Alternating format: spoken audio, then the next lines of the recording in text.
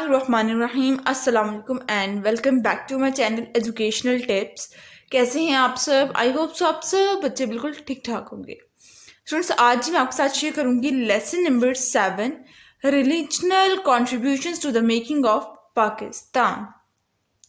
یعنی کہ اس کے اندر میں جو آج آپ کے ساتھ ایکسرسائز کا اس کا سولوشن شیئر کروں گی، تو اس کے اندر آپ لوگوں کو سب سے پہلے تھوڑا سا اوور ویو دے دوں گی اس لیسن کا، کہ اس کے اندر ہم لوگوں کو بتایا گیا ہے بیسیکلی کہ پاکستان کو، جیسے کہ ہم لوگوں نے پڑھا تھا کہ پاکستان کو بنانے میں کافی محنت تھے، بہت زیادہ محنت تھی، اور ساتھ ہی ساتھ کافی لوگوں نے اپنی جانیں قربان کی اس وطن کو بنانے کے لیے اسپیسیفکلی. اور ساتھ ہی ساتھ کچھ ایسے پروونسز کے بارے میں بات کریں گے ہم تھوڑے سے، کہ اس سے پہلے پروونس ہمارا کون سا بنا تھا، اس کے بعد پھر کون سا بنا تھا، پھر کون سا بنا تھا. اور جس طرح سے ہم لوگ پڑھتے آ رہے ہوتے ہیں نا بچپن سے، کچھ فیمس پرسنالٹیز کے بارے میں، لائک قائد اعظم محمد علی جناح، محمد علی جوہر، سر سید احمد خان، علامہ اقبال، تو یہ تو کچھ فاطمہ جناح، ٹھیک ہے. تو یہ تو کچھ ایسی پرسنالٹیز ہیں جو کہ ہائی لائٹڈ پرسنالٹیز ہیں.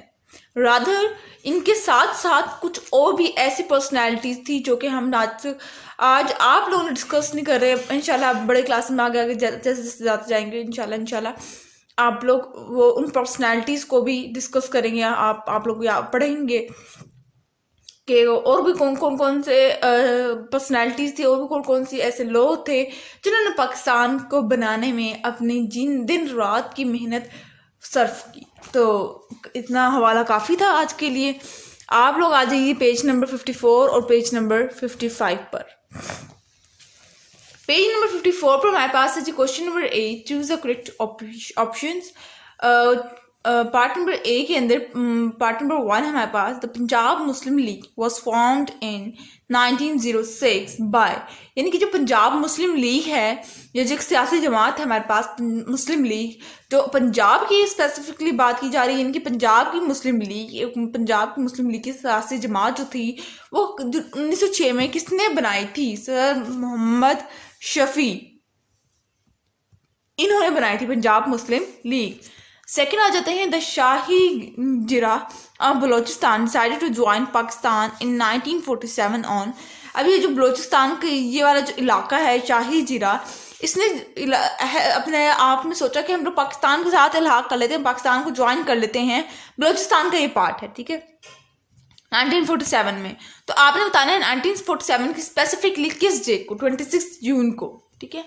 Third, Gilgit Baltistan join Pakistan in 1947 آن، یعنی کہ گلگت بلتستان جو ہے ہمارے پاس پاکستان کا جو حصہ ہے، ٹھیک ہے، اس نے پاکستان کو کب جوائن کیا تھا؟ 1947 کے اندر 1 نومبر کو، ٹھیک ہے. فورتھ پہ آ جائیے the first person who use the word nation for Muslims of the sub continent. ایک پہلی شخصیت کون تھی جنہوں نے پہلی مرتبہ یہ ورڈ یوز کیا تھا؟ نیشن، قوم. نیشن کا مطلب کیا ہوتا ہے؟ قوم، مسلمانوں کی ایک قوم، ٹھیک ہے. سب کانٹیننٹ کے میں مسلمانوں کے لیے فرسٹ ٹائم جو ورڈ نیشن کا ورڈ یوز کیا گیا تھا کس پرسن نے انٹروڈیوس کیا تھا؟ وہ سر سید احمد خان تھے. جیسے کہ میں نے آپ کو ابھی پہلے تعارف کروا دیا تھا کہ کچھ فیمس پرسنالٹیز ہیں. Begum Rana Liaquat Ali Khan became the governor of, یعنی کہ بیگم رانا لیاقت علی خان یہ کون سے پروونس کی گورنر تھی؟ یہ سندھ کی گورنر تھی، ٹھیک ہے. اور اب آ جاتے ہیں بی پارٹ پہ. بی پارٹ ہے جی ہمارے پاس true and false. B part میں پارٹ نمبر 1 ہے ہمارے پاس on 22 April 1947 the Sindh assembly formally decided to join Pakistan. کیا اس کے اندر کیا غلطی ہے؟ یہ ہے تو فالس، لیکن اس کے اندر غلطی کیا ہے؟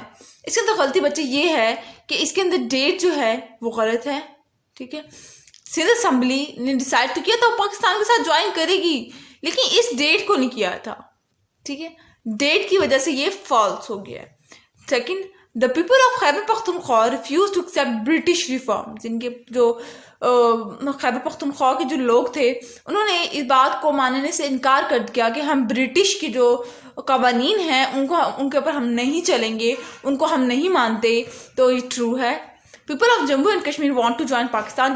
جو اب جموں اور کشمیر کے اندر آج جو جموں اور کشمیر جس کے اوپر آج بھی تنازع ہے کافی زیادہ، ٹھیک ہے. تو جموں اور کشمیر یہ ٹائم کی بات کی جا رہی ہے، جب آزادی کے وقت کا بات کی جا رہی ہے، تو یہ لوگ کیا چاہتے تھے؟ یہ لوگ چاہتے تھے کہ ہم لوگ پاکستان کے ساتھ الحاق کر لیں، پاکستان کے ساتھ پاکستان کو اپنے ساتھ جوائن کر لیں، جو ٹرو.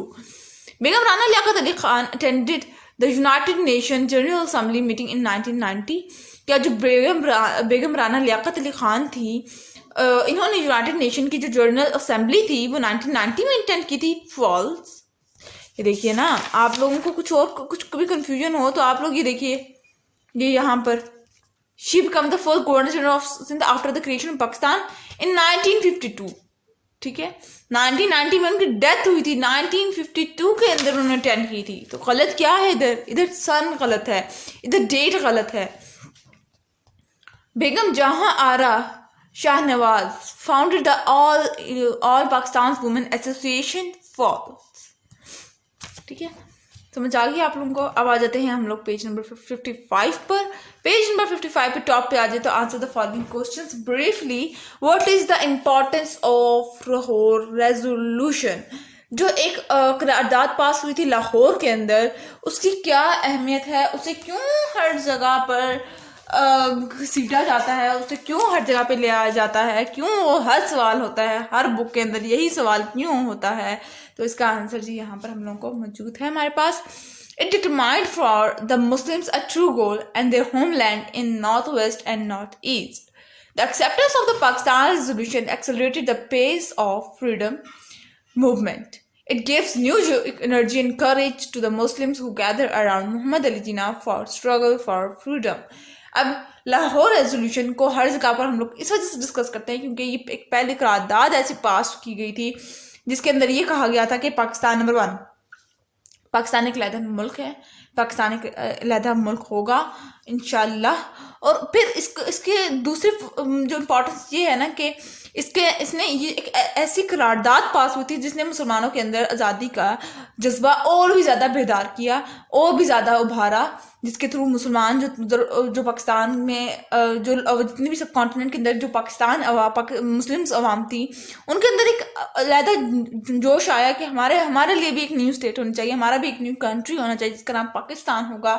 اور یہ چیز انرجی، اس طاقت نے جب بھی آپ کوئی بھی کام ہوتا ہے جو کہ آپ سچے دل سے اور فل اس کے اوپر اپنی انرجی لگا دیں، فل اس کے اوپر اپنی محنت لگا دیں، تو اس کا نتیجہ کیا ہوتا ہے کہ آپ اگر اس کے اندر پازیٹیو ہے آپ کا، اور آپ کی ساری آپ اپنی ذہنیت آپ اپنی اس کے اوپر سرو کر رہے ہیں، تو انشاءاللہ آپ کو اس میں کامیابی حاصل ضرور ہوتی ہے. سیکنڈ پہ آ جائے، what was the first province to join Pakistan? پہلا وہ کون سا پروونس تھا پاکستان کا جس نے پہلی مرتبہ پاکستان کے ساتھ اپنے آپ کو الحاق کرنے کا فیصلہ کیا تھا؟ تو یہ والا اس کا آنسر ہوگا Sindh was the first province to join Pakistan. یعنی کہ سندھ جو ہے وہ پہلا وہ پروونس تھا جس نے کہا تھا ہم پاکستان کے ساتھ اپنے آپ کو جوائن کرتے ہیں، اپنے پاکستان کے ساتھ الحاق کرتے ہیں. What was the two nation theory? Two nation theory کیا ہے؟ Who was the founder of this ideology? اور اس آئیڈیالوجی کا یہ جو ٹو نیشن تھیوری ہے، اس کے فاؤنڈر کون تھے؟ اس کا آنسر آپ لوگوں کے سامنے آ رہا ہے، یہ لیجیے. According to the two nation theory, اب سب سے پہلے میں نے کیا بتا رہی ہوں؟ سب سے پہلے میں بتا رہی ہوں ٹو نیشن تھیوری ہے کیا. According to the two nation theory, Muslim and Hindus are two separate nation with their own culture, religion and traditions etcetera. Therefore, from social and moral point of view, Muslims should be able to have their own separate homeland outside the Hindu-majority India, in which Islam is the dominant religion, and be segregated. Two nation theory ایک ایسی theory ہے جس کے اندر یہ کہا گیا تھا کہ مسلمان اور ہندو ایک علیحدہ قومیں ہیں، ایک علیحدہ چیزیں ہیں، ایک علیحدہ ہی ان سب کے ریلیجن، ان سب کا ان دونوں کے کلچر، ان دونوں کے ٹریڈیشن، اور ساری چیزیں ہی ان دونوں کے آپس میں ایک دوسرے سے مختلف ہیں، اور یہ دونوں کبھی بھی ایک ساتھ، یہ دونوں قومیں نہیں چل سکتی ایک دوسرے کے ساتھ. ان کا ہر طرح سے، ان کا سوشل پوائنٹ آف ویو، اس کا مورل پوائنٹ آف ویو، سب کچھ مسلمانوں کا اور ہندوؤں کا علیحدہ تھا. اس وجہ سے مسلمانوں کے پاس ایک سیپریٹ گھر ہونا چاہیے، ایک سیپریٹ کنٹری ہونا چاہیے جہاں پر ہندو قوم کی نہ چل سکے. ٹھیک ہے، جہاں پہ ہندو موجود ہی نہ ہوں، ان کا کوئی، جہاں پر ہندو کو یہ نہیں کہہ سکتے ہم لوگ کہ ان کو آنا منع ہوگا، نہیں ایسا نہیں تھا. ان کو ہم لوگ یہ کہہ دیں کہ وہ لوگ راج نہیں کر سکتے، وہ لوگ اپنی حکومت نہیں قائم کر سکتے اس اسٹیٹ کے اندر، جس کا پاکستان کے اندر وہ لوگ اپنی مرضی نہیں چلا سکتے، یا وہ کسی گورنمنٹ جابس نہیں کر سکتے. ٹھیک ہے، کیونکہ آزادی سے پہلے تو مسلمانوں کے اوپر ظلم ہو رہا تھا نا. مسلمانوں کو کسی اچھی جگہ پہ جابس نہیں تھی، مسلمانوں کے پاس لیک آف ایجوکیشن تھی. ایک ایسا ہمارے پاس وہ چاہتے تھے کہ ٹو نیشن تھیوری میں وہ کہہ رہے تھے کہ ایک ایسا ہمارے پاس اسٹیٹ ہونا چاہیے، کہ ایسا کنٹری ہونا چاہیے مسلمانوں کے پاس جہاں پر ایک جو دین ہے ہمارا، جو اسلام ہے، وہ ہی زیادہ، مسلمان ہی اس جگہ پہ زیادہ موجود ہوں. باقی بھی دیکھیے نا، آج ہم ریشو دیکھ لیں تو تھوڑے مقدار میں باقی بھی مذاہب ہمارے ہاں موجود ہیں، لیکن اسلام جو ہے وہ بہت زیادہ لوگوں کا، کافی زیادہ عوام کا دین مسلمان ہے، وہ سارے اسلام ان کا دین ہے. اچھا، پھر فاؤنڈر کون تھا اس کے ٹو نیشن تھیوری کا؟ Sir Syed Ahmad Khan was the founder of the two nation theory. یعنی کہ جو سر سید احمد خان تھے وہ تھے اس کے فاؤنڈر ٹو نیشن تھیوری کے. ٹھیک ہے، اب آ جاتے ہیں write any two services of بیگم رانا لیاقت علی خان. جو بیگم رانا لیاقت علی خان نے 2 کام جو کیے تھے وہ آپ نے بتانے ہیں. تو she became the first woman governor of Sindh after the creation of Pakistan. یہ پہلی وہ خاتون تھی جو کہ گورنر بنی تھی سندھ کی پاکستان کی آزادی کے بعد. In 1952 she attended the United Nations General Assembly meeting. اور 1952 کے اندر 2 انہوں نے پوچھا تھا نا، تو یہ 2 ان کی چیزیں ہوں گی. ٹھیک ہے، کہ 1952 میں انہوں نے United Nation General assembly attend کی تھی، اس میں حاضر ہوئی تھی. اگلا آ جاتا ہے answer the following questions in detail, discuss the role of Aligarh movement in raising political awareness among Indian Muslim. تو علی گڑھ سید احمد خان کا یہاں سے شروع کریں گے اور آپ نے اس کو پورا کا پورا یہاں تک لکھنا ہے. ٹھیک ہے نا. اور سیکنڈ والا یہ والا خود آپ نے کہ آپ لوگ کس طرح سے کیا بتا دو. میں آپ کو کوشچن پڑھ دوں. What would you have done if you had the opportunity to work for the Pakistan movement. یعنی کہ اگر آپ کے پاس یہ اپرچونیٹی ہوتی کہ اگر آپ اس ٹائم ہوتے، پیدا ہوئے ہوتے، تو آپ کیا کرتے. تو یہ تو ہر کوئی اپنے اپنے انداز میں بتائے گا نا کہ اگر میں اگر ہوں. ٹھیک ہے، تو if I had the opportunity to work for the Pakistan movement, I come in the front and learn and provide the education to the Muslims for their better future and for the development of a new state. ٹھیک ہے، یہ میں اپنی طرف سے اگر میں ہوتی، ٹھیک ہے، تو میں یہ کہتی if I had the opportunity to work for the Pakistan movement, I educate the Muslims and learn from the Muslims. ٹھیک ہے. پھر آ جاتے ہیں کلیکٹ انفارمیشن اباؤٹ علی گڑھ یونیورسٹی اینڈ رائٹ اٹ بلو. جو فاؤنڈر ہے علی گڑھ یونیورسٹی کے وہ کون تھے؟ وہ سید احمد خان تھے. پھر وہ جو علی گڑھ یونیورسٹی جو ہے وہ کب بنی تھی؟ وہ 1875 میں بنی تھی. اور اس کا بنیادی مقصد کیا تھا یہ دیکھ لیجیے، اٹس پرپز لکھا ہوا ہے ان کے، اس کا بنیادی مقصد کیا تھا علی گڑھ یونیورسٹی بنانے کا. The main purpose was to push to establish a modern system of western style scientific education for the Muslim population of British India during the later decades of the 19th century. بنیادی مقصد کیا تھا کہ مسلمان جو تھے، وہ جو جن کو پاس علم کی کمی تھی، جن کے پاس خاص تعلیم نہیں تھی، جو کہ کیونکہ غلامی کی زنجیریں توڑنی تھی ہم نے، تو اس کے لیے ہمارے پاس ایجوکیشن ہونا ضروری تھی. تو ہم لوگوں نے اس کا پرپز کیا تھا کہ مسلمانوں کو، جتنے بھی سب کانٹیننٹ کے اندر مسلمان رہ رہے تھے، ان سب کو ان کو پڑھانا اور ان کو ایجوکیٹ کرنا، تاکہ وہ ان کے اندر جذبہ پیدا ہو کہ ہم لوگوں کو ان غلامی کی زنجیروں کو توڑنا ہے، ختم کرنا ہے. اچھا، پھر اب میں آپ کے ساتھ، اب لیکچر ختم ہوا تو میں نے سوچا کہ میں آپ کے ساتھ اس سے بات کر لی جائے.